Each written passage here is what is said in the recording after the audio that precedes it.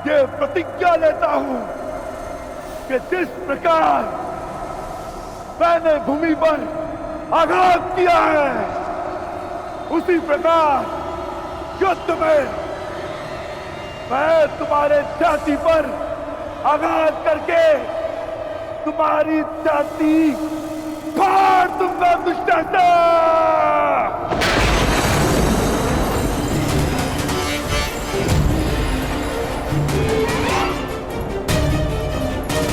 तुम्हारे छाती के लहू से याज्ञसेनी के केश धोऊंगा।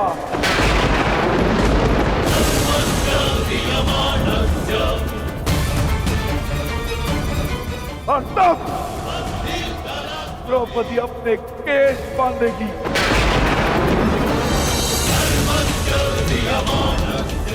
तुम्हारे छाती का लहू पीकर मैं अपनी प्रतिज्ञा पूरी करूंगा।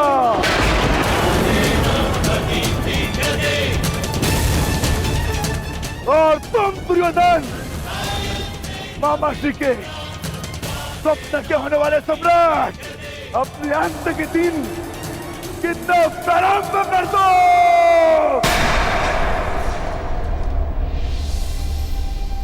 दुर्योधन, मुझे तो भय लग रहा है भीम का।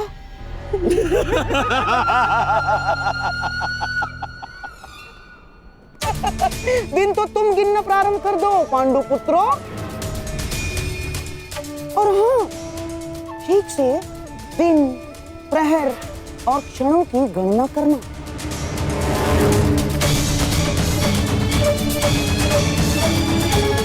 कहीं चूक गए? तो? फिर से वनवास। जाओ जाओ जाओ जाओ। अवश्य गिनेंगे मामा श्री। मैं पांडुपुत्र सहदेव ये प्रतिज्ञा लेता हूं कि ये वनवास समाप्त होने के पश्चात मैं आपका वध करूंगा।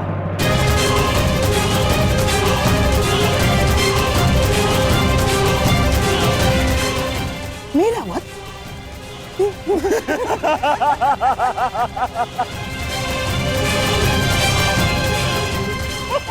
जाओ। चलो अनुज, हमें यहां से प्रस्थान करना है।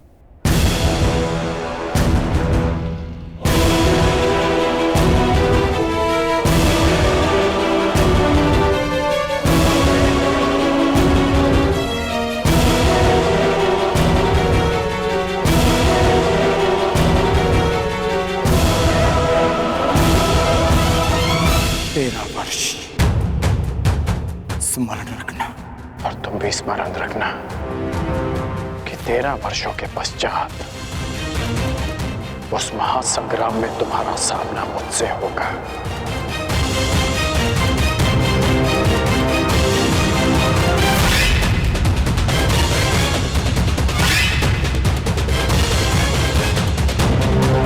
आओ मेरे सम्राट, पांडवों के इंद्रप्रस्थ को अब दुर्योधन की विजय का प्रतीक बनाते हैं।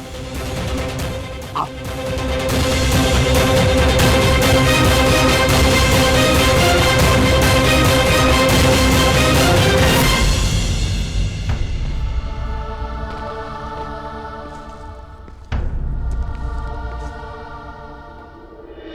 नारायणं नमस्कृत्य नरं चैव नरोत्तमम् देवीं सरस्वतीं व्यासं ततो जयमुदीरयेत्। नारायणं नमस्कृत्य नरं चैव नरोत्तमम् देवीं सरस्वतीं व्यासं ततो जयमुदीरयेत्।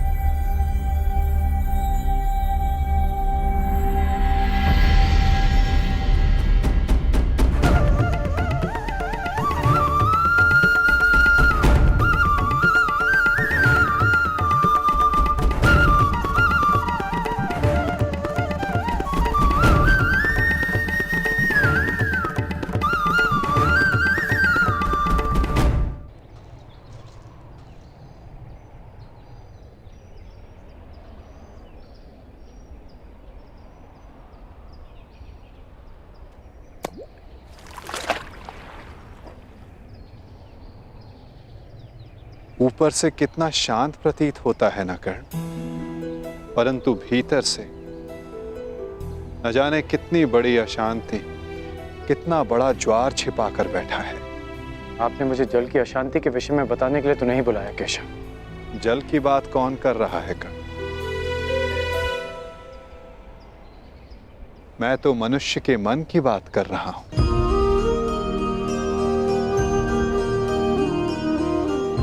मैंने तुम्हें यह कहने के लिए बुलाया है कर्ण कि अब भी अवसर शेष है। अपने मन की शांति पा सकते हो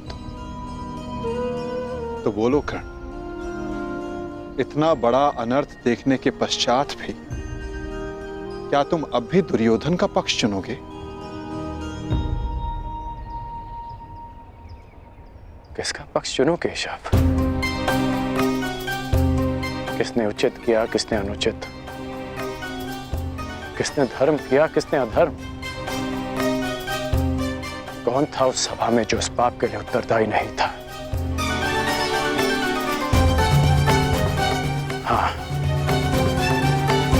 इस अनर्थ के लिए दुर्योधन अवश्य उत्तरदायी था, परंतु पांडव भी कम दोषी नहीं थे। सब दोषी थे।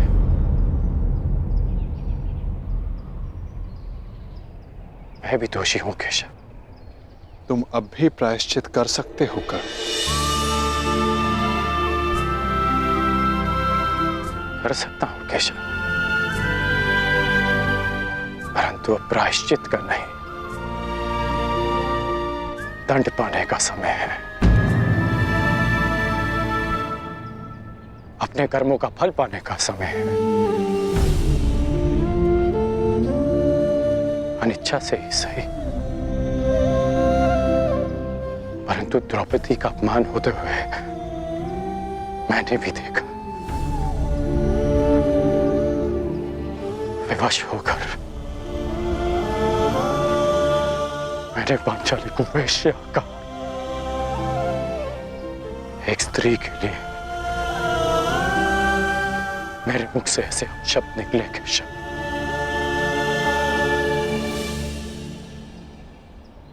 अब उसका विषपान भी तो मुझे ही करना होगा, है ना केशव? परंतु एक प्रश्न शेष है केशव। मैंने तो पाषाण होना चुना, परंतु जिसे आपने पंख बनाया उन्होंने भी आपको लज्जित किया। फिर आप उनके साथ क्यों हैं?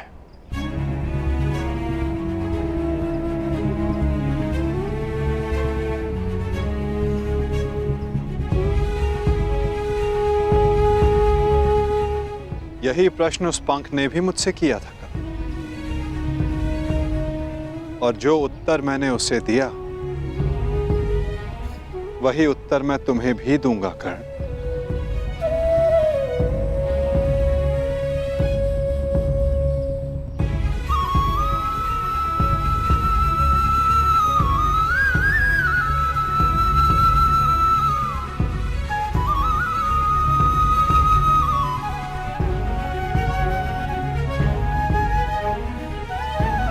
मैं किसी के साथ नहीं हूं कर्ण,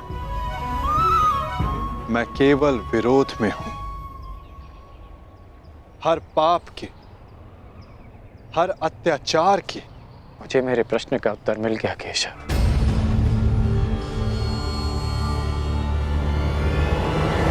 परंतु हमारे मार्ग अलग है।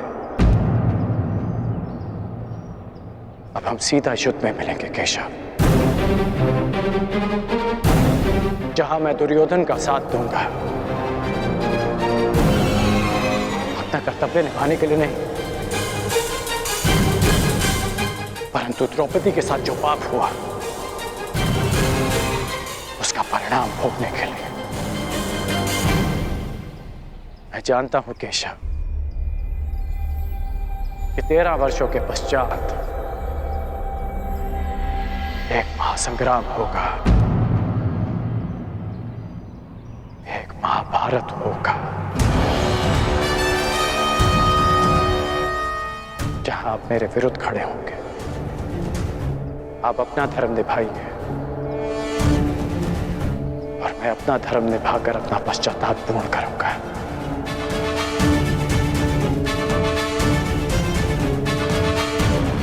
बड़ी बात केशव। न्यायानाम् अधिकाराणाम् प्राप्त्यर्थम् साम्राज्यार्थम् न्यायानाम् अधिकाराणाम् प्राप्त्यर्थम् साम्राज्यार्थम्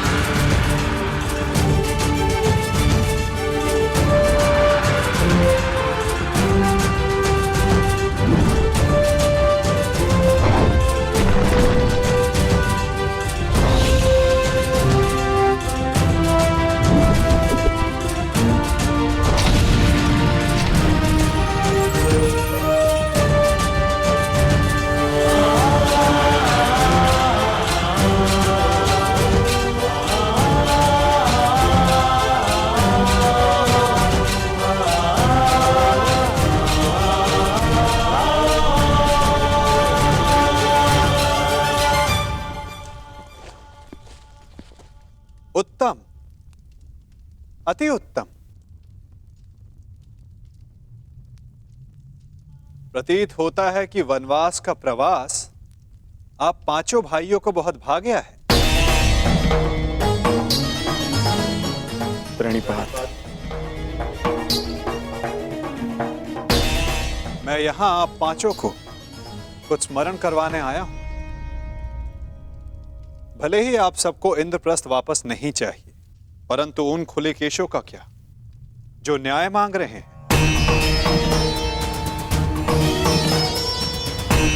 इस भांति वनवास के प्रवास का आनंद उठाकर आप इन खुले केशों को न्याय दिलवाएंगे?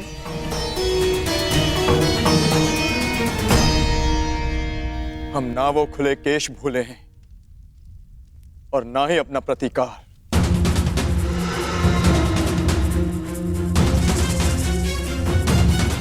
हम युद्ध की तैयारी कर रहे हैं माधव।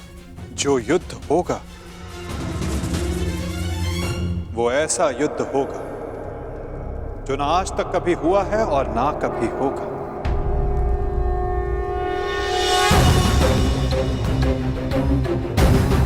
तुम्हें पता ही नहीं पार्थ कि युद्ध में तुम्हारे समक्ष कौन कौन होंगे।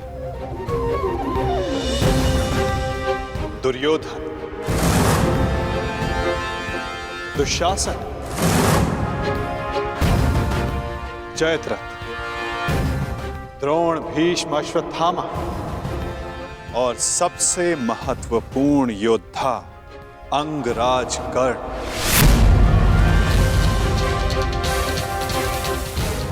ये एक भीषण युद्ध होगा और इस युद्ध की तैयारी भी भीषण करनी होगी पार्थ।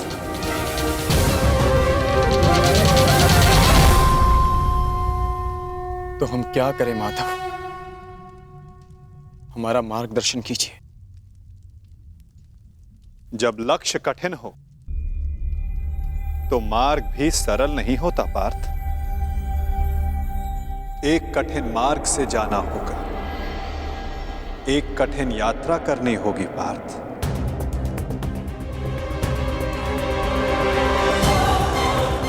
अपने शस्त्रों की तीक्ष्णता और अस्त्रों की शक्ति बढ़ाने का समय आ गया है।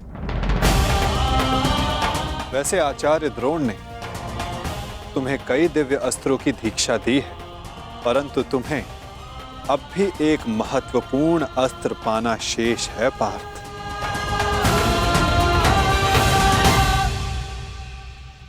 पशुपतास्त्र।